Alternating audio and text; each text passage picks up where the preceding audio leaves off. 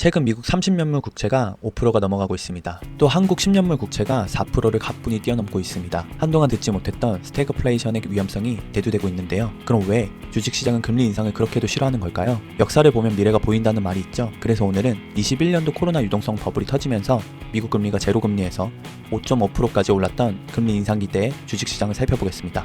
과거를 돌아보며 금리와 주식시장은 어떤 관계로 엮여 있는지, 또 지금 상황은 어떤지, 앞으로는 어떻게 전개될지 생각해보는 시간을 갖도록 하겠습니다. 코로나 유동성 장세 때 코스피는 2020년 3월 저점 1400에서 22년 1월 3314포인트까지 1년도 안 되는 시간 동안 2배가 넘게 올랐습니다. 지금은 우습지만 사람들은 10만 전자를 외치며 모두들 주식에 빠져 있었죠. 하지만 코로나라는 역대급 재난을 막기 위해 돈을 너무 많이 풀다 보니 시중에는 돈이 넘쳐났습니다. 이로 인해 인플레이션이 치솟는 결과가 나왔는데요. 기억나시나요? 원래 3,500원 하던 김밥이 1년도 안 돼서 5,000원이 되고 5,000원, 6,000원 하던 짜장면이 7,000원, 8,000원이 됐습니다. 미국은 인플레이션이 9%대까지 치솟았고 한국은 6.3%까지 치솟았습니다. 결국 미국의 페드는 코로나 초반의 전략을 수정하여 금리 인상을 빠르고 파격적으로 진행하게 됩니다. 2022년부터 2023년까지 제로금리에서 5.5%까지 빠르고 무섭게 올렸습니다. 금리가 파격적으로 오르는 동안 나스닥, S&P 500, 코스피는 어떻게 됐을까요?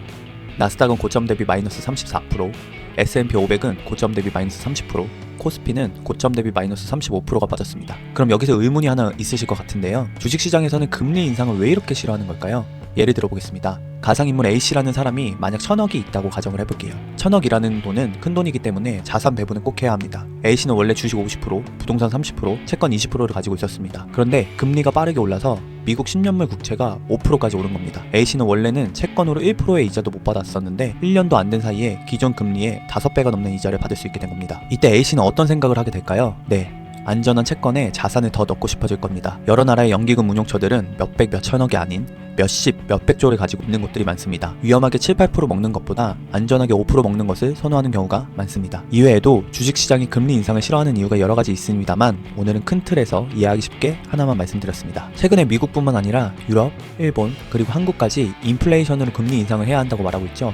왜 이런 일이 일어나게 된 걸까요? 짐작하고 있으시겠지만 미국 이란 전쟁으로 대두된 석유값 폭등 때문입니다. 아직 코로나 때부터 시작된 인플레이션이 완전히 잡히지 않은 상태에서 석유값이 폭등하는 바람에 다시 한번 인플레이션이 치솟을 기미를 보이기 시작한 겁니다. 여기에 더해 경기 또한 좋지 못하니 모두들 스태그플레이션을 우려하고 있습니다. 그럼 앞으로 우리는 어떻게 대처해야 할까요? 주식을 다 팔고 A씨처럼 채권을 사야 할까요? 모두들 무서워한다고 우리도 마냥 무서워해야 할까요? 저의 생각은 우리같이 자산 배분을 할 돈이 없는 사람들은 이 기회를 틈타 좋은 기업을 합리적인 가격에 사야 한다고 생각합니다. 2022년도부터 23년도 금리 인상기 때와 비교를 한번 해보겠습니다. 당시에는 인플레이션이 미국은 9%, 한국은 6.3%까지 올랐습니다. 앞으로도 그렇게까지 올라가게 될까요? 또 금리 인상을 그때처럼 빠르고 무섭게 할 것이라고 보이시나요? 저는 아니라고 생각합니다. 트럼프가 과연 그렇게 놔둘까요? 당시에는 금리가 제로금리였지만 현재는 미국 금리가 3.75%입니다. 또 이번에 새롭게 취임한 페드 의장인 케빈 오씨는 금리 인하를 주고 주장한 인물이죠. 그런데 예전처럼 금리 인상을 파격적으로 할 수 있을까요? 한국도 현재 금리가 2.5%입니다. 한국도 금리 인상을 2022년도처럼 급하게 할 수 있을까요? 저는 아니라고 생각합니다. 여기에 더해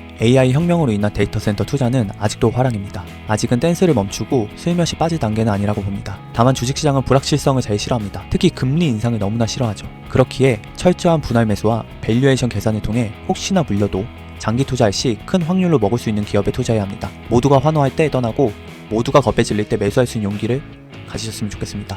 지금까지 들어주셔서 감사합니다. 구독해주신다면 다음에는 조금 더 좋은 내용으로 찾아뵙겠습니다.